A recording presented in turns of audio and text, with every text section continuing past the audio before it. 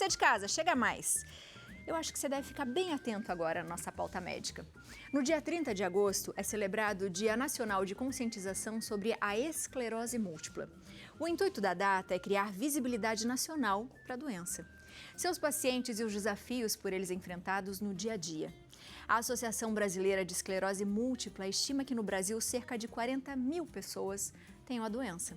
E para falar sobre esse assunto, a gente recebe a neurologista doutora Alessandra Colombi e também uma parceira muito querida por nós do Santa Receita, a nefrologista doutora Lilian Rosinha. Mas hoje, em especial, ela participa como paciente e vai contar como é conviver com a esclerose. Sejam muito bem-vindas, meninas. Boa tarde, tudo Boa bem? tarde, tudo Prazer, bom? doutora. Prazer, doutora. Tudo ótimo. Diferente, né? Hoje está muito Hoje é diferente. família. E eu vou falar, doutora, aquele dia, né, que a gente chegou, tinha uma pauta com a doutora Lilian na semana, né, doutora? E a doutora falou, olha, eu não estou muito bem, mas eu vou e tal. E a doutora chegou aqui até com um tampão. E aí eu falei, doutora, tá tudo bem? Ela falou, não sei, eu não tô passando bem, tá estranha a minha visão, né? E mesmo assim a doutora veio, fizemos a pauta, respondemos muitas perguntas e a gente ficou preocupado com ela. E logo na sequência, a doutora veio nos contar o diagnóstico. Como foi, doutora, passar por isso, né? E eu acho que é tão bonito o que você faz hoje e a gente ficou pensando tanto sobre isso. Eu queria muito que você contasse para as pessoas como é que é passar, né, a entender um diagnóstico que você achou que era improvável, nunca imaginou, talvez, né? É muito engraçado porque eu morria de medo dessa doença, sabe, Abi, como médica, né, do que eu via. E eu imaginava que podia ser, quando eu vim aqui, né, eu comecei com uma visão dupla.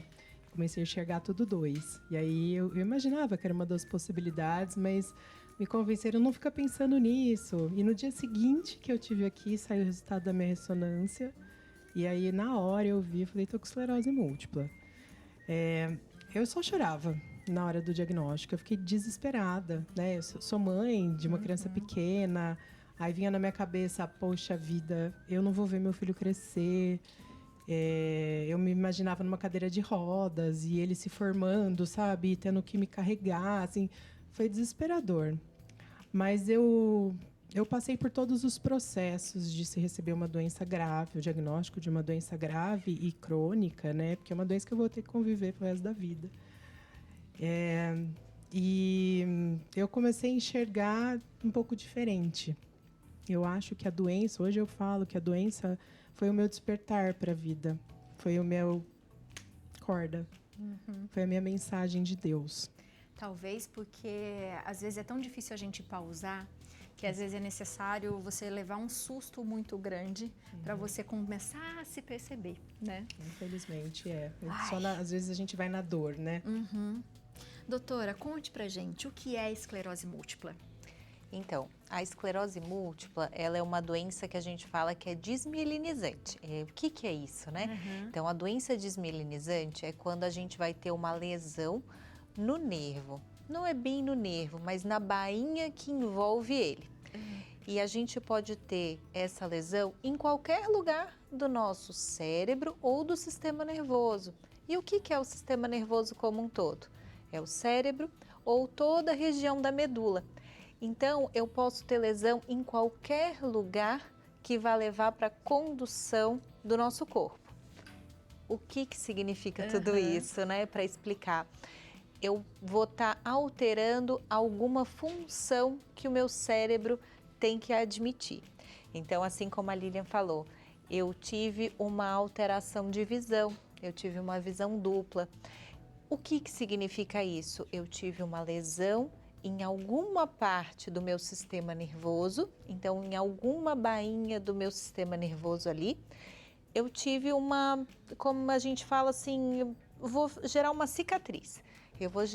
Eu machuquei, gerei um machucado ali. Esse machucado vai parar a condução. Eu não estou levando mais uma informação para outro local. A informação não chega direito, eu tenho algum sintoma. O sintoma pode ser dormência, pode ser uma falta de força, pode ser alteração de visão, pode ser qualquer coisa que o nosso cérebro seja o responsável. E doutora, existe uma causa para a esclerose? Hoje a gente sabe que a gente tem fator genético envolvido, então tem alguns genes já conhecidos que já são responsáveis, a gente diz para ser um gatilho um pouco maior. A falta de vitamina D, então a gente tem nos países onde a população pega menos sol, um número maior de pacientes com quadro.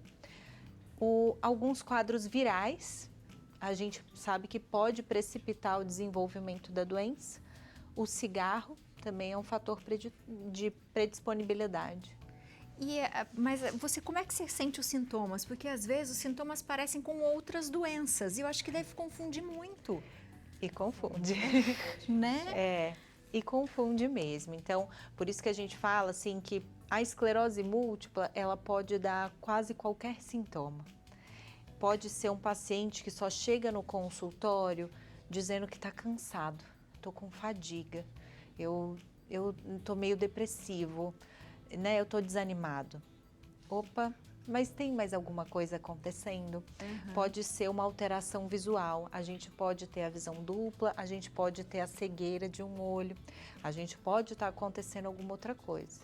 Eu posso ter formigamento de um lado do corpo ou só do braço, eu posso ter algumas outros sintomas de urina, segurar xixi, eu não consigo fazer xixi direito, ou então sentir vontade de fazer, não consigo segurar o xixi.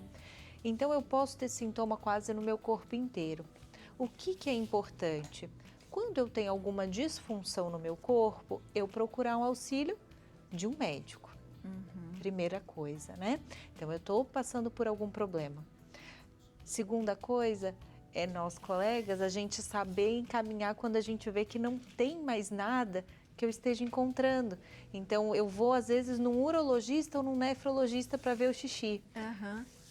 Eu vejo que dali não tem nada. Aí o colega tem que lembrar, opa, vou mandar para o neuro. Talvez o problema não esteja na bexiga, não esteja no rim, esteja na cabeça ou na medula. E daí a gente vai correndo todo um diagnóstico atrás. E a gente consegue identificar pela uma ressonância magnética? É por isso? Isso. Então, assim como a Lilian falou, né, que o resultado da ressonância dela saiu e ela teve o diagnóstico. A gente tem alguns critérios diagnósticos a seguir, então tem o quadro clínico e os exames, né? Então, a ressonância e a coleta do líquor, que é o líquido da medula, são os principais exames que a gente faz em quadros de esclerose múltipla. Doutora Lilian, eu acho que é uma pergunta que você se fez várias vezes, né? Eu em casa médico, todo mundo entendendo bastante sobre vários assuntos, como eu não percebi antes? Teve esse questionamento ou quando veio tudo de uma vez? Não, eu não tive esse questionamento, não, porque foi muito rápido. Eu comecei com sintomas no sábado, domingo, segunda eu fui no oftalmo, quinta eu fiz quinta eu fiz a ressonância, 9h30 minha ressonância já conseguiu o resultado, porque a gente tem essa facilidade por ser médico. 11 horas eu estava internada pulsando corticoide às 5 horas da tarde. Então, assim, eu penso muito nisso. Eu falo, ainda bem que eu sou médica, porque foi tudo muito rápido e a recuperação foi total e foi rápida. Porque eu fiquei imaginando, se é uma pessoa comum, um leigo, que não tem esse auxílio, até passar com o oftalmo, fazer ressonância. O laudo ia sair na terça-feira, depois ia voltar no retorno. Talvez até melhora, né? Às vezes até recupera um pouco, não dá muita importância. Hoje eu tenho contato com muita gente que tem esclerose múltipla, né? E muitas histórias, assim, que é o que ela falou. Tinha uma pessoa com formigamento na língua. E demorou 4 anos para fazer o diagnóstico. Nossa. Então, assim, eu pensei ao contrário. Eu pensei, nossa, ainda bem que eu sou médica, ainda bem que foi rápido. Eu pensei nessa possibilidade, mas a hora que eu fui conversar com o neuro, é até engraçado, que aí começa a ver, você tem lesão de mais de 2 anos. E aí começo a lembrar das coisas, né, que aconteceram comigo. Eu tive sintoma de fadiga, eu tive sintoma de depressão, mas eu estava no puerpério, eu achava que era cansaço, era falta de dormir. Aí eu comecei com remédio para depressão, e aí tinha uma dificuldade de urinar, mas eu falava assim, não, mas o remédio dá isso. Era do remédio.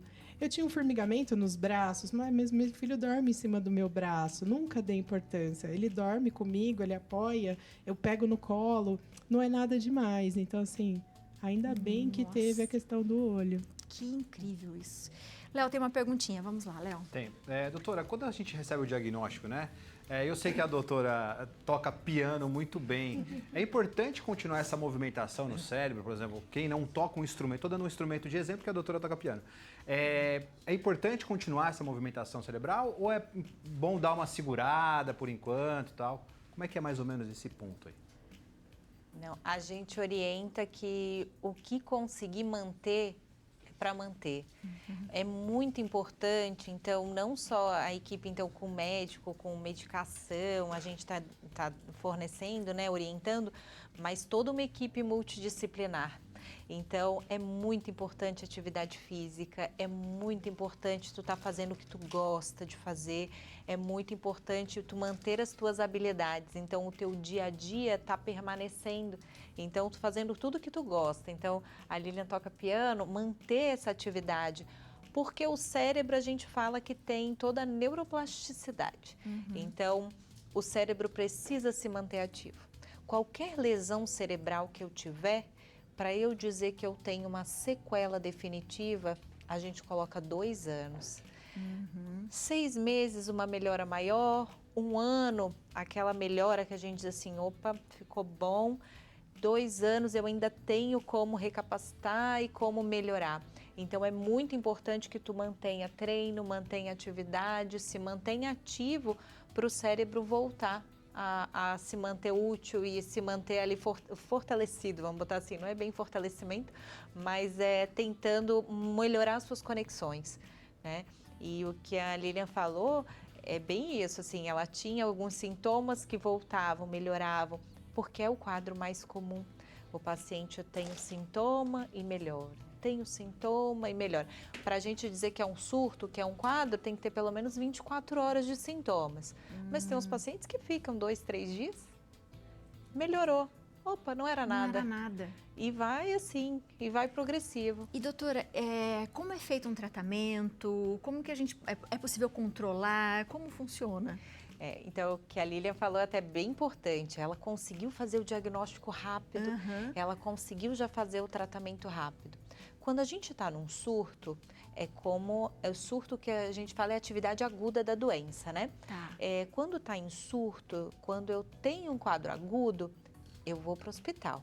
Hoje a gente até consegue, né, fazer o tratamento via oral, quando tu já faz um acompanhamento.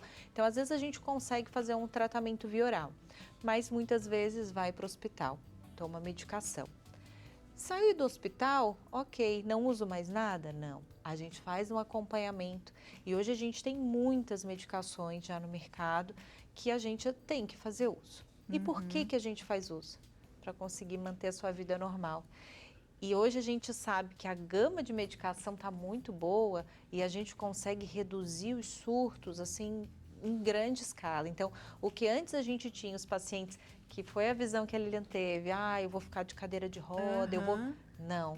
Hoje a gente tem uma diminuição muito grande dos pacientes que ficam num estágio mais avançado. Por quê? Porque a gente consegue hoje medicações que conseguem ter essa remissão, que conseguem segurar bem e o paciente não fica tendo surto. Como é o mesmo caso da fala, por exemplo, né? Que a fala também pode ficar mais atropelada, você confundir as palavras. Tudo isso também é possível. Tudo isso. Qualquer coisa que o cérebro comanda pode ser afetada, né? Então, o assunto é prevenção. Prevenção. O que eu puder observar, o que eu puder fazer antes é melhor.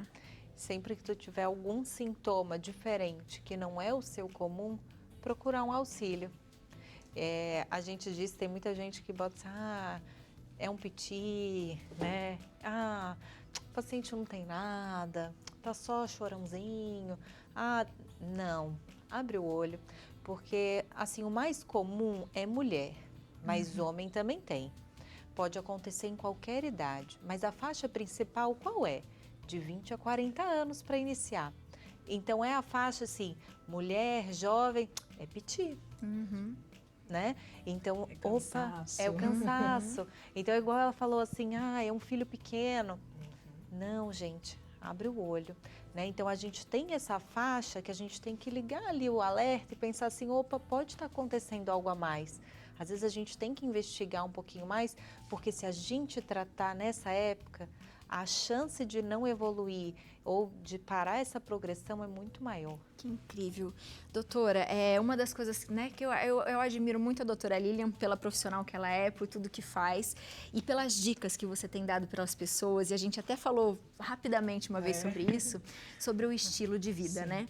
Na hora que você viu o diagnóstico, falou assim, opa, preciso rever. O que mudou na sua vida? Olha, a minha história foi muito bonita, assim. Eu gosto até de contar, porque ali no hospital eu estava sozinha e eu tive um insight, né, uma percepção, que eu falei, nossa, eu não estou enxergando nada direito para fora. E aí eu falei, não preciso enxergar para fora, eu preciso enxergar para dentro. Eu sinto de verdade que foi um sinal de Deus para mim, de falar, se olha com outros olhos. E hoje eu falo que eu me olho com o olho da alma. Eu olho as coisas diferente, eu olho com o olho da alma. Então, eu ressignifiquei muito ter o diagnóstico, ter a doença, a minha vida toda. Eu ressignifiquei, eu reavaliei toda a minha vida. E aí, nessa, eu descobri a medicina do estilo de vida, que eu acabei após agora, assim, estou apaixonada. Foi uma mudança total, né? Para mim, de pessoa, de profissional. E eu consegui perceber que o que eu precisava mudar. Eu sabia que tinha questão emocional, que eu precisava me atentar, mas como fazer, né? Tinha a questão do exercício físico, eu sempre fiz muito exercício e realmente ajuda, viu, os sintomas, ajuda muito na fadiga. A alimentação, eu achava que eu comia muito bem, eu vi, não, dá para ser melhor, e aí eu fui atrás de mudanças, mas eu acho que eu achei o meu propósito de vida, sabe? Eu enxergo que essa doença veio me mudar como pessoa, me mudar como profissional, porque hoje eu tenho um entendimento diferente da pessoa que eu estou atendendo ali na minha frente. É uma pessoa, tem uma vida, tem uma história, tem tudo que ela está trazendo ali. Ela não tem uma doença. Então, eu acho que foi outra coisa, assim, que eu preciso ajudar mais as pessoas de formas diferentes. E hoje eu quero ficar muito mais na prevenção, porque se a gente consegue ter uma vida com os pilares da vida ali, prestando atenção, a gente consegue ter uma vida mais saudável, mais feliz. Eu falo, né? A gente tem que ser mais ativo, comer melhor, ser mais feliz. Então, eu falo, a palavra que a doença me trouxe foi ressignificar. Eu ressignifiquei a minha vida. E eu quero passar isso para as pessoas, porque eu acho, de verdade, que foi na Páscoa. Olha só que interessante. Eu fiquei doente na Páscoa, né? E aí, na Sexta-feira Santa, eu estava na minha casa, e estava bem, e estava ali com meu filho, estava feliz. Eu falei, renasci, vamos ressignificar. E eu quero passar isso para todo mundo. Por isso que eu falo mesmo, porque são coisas que a gente não para prestar atenção. E eu fui uma dessas, que eu fui médica, fui mãe, fui esposa, fui profissional e a Lilian. Né? Se a gente fica tentando dar conta de todo mundo, alguém sofre, alguém fica de fora. E na maioria das vezes somos nós. Com certeza. Então, eu entendi muito como um sinal, como um alerta, e eu estou muito melhor hoje, eu acredito, sabe? Lindo. Doutora, a gente precisa falar um pouco sobre isso, sobre a medicina, né? A gente até já marcou uma data para a doutora contar um pouquinho sobre isso. E muito obrigada por você vir aqui hoje. Eu acho que é um assunto que a gente precisa falar mais, né? De tratamento, de prevenção, mas para que a gente comece a se observar melhor, porque ninguém melhor do que nós mesmos para entendermos qual é a nossa casa. A gente mora dentro do nosso corpo. Não interessa em qual bairro você mora, o tamanho da sua casa, é você aqui dentro, é aqui que você mora, né? Então, acho que é necessário a gente prestar muita atenção no nosso corpo, no que a gente está querendo dizer, no que a gente está fazendo da nossa vida e no que realmente importa. Seja sempre bem-vinda, viu? Muito obrigada. Agradeço o convite. E assim como vocês duas falaram, né, é algo muito importante, que a gente tem que dar uma visibilidade maior. Os pacientes precisam disso, precisam entender o que estão passando, e eles precisam melhorar e saber que tem melhora. Pode viver super bem e vivem muito bem, né? Então, assim, tirar esse estigma ruim que muita gente passa, né? Então, esse pensamento de que eu tenho o problema e como é que eu vou ficar agora? Não, calma. A gente está junto e a gente consegue cuidar disso. Com certeza. Você de casa, aproveita para seguir a doutora Lilian Rosinha, @doutora Lilian Rosinha. O telefone é o 12 99687 9279. E da doutora também você pode fazer perguntas para ela e a doutora Lilian, da doutora Lilian, o da Alessandra. doutora.alessandracolombi, tudo junto. você tá aparecendo para você e o telefone é o 12 99731 1015. Isso mesmo, né, doutora? Obrigada. A gente vai para um rápido intervalo, mas antes preciso dar um abraço na doutora. Obrigada por vir, por nos contar. Obrigada por Muito obrigada. esclarecer tudo pra gente. Doutora, obrigada. Saúde. Obrigada por Pra nós. tudo aqui, com certeza. Obrigada. Essa visão diferente, né? Com certeza. Tá ouvindo? Essa visão diferente de doença, né? Com certeza. A gente já volta, minha gente. Não sai daí.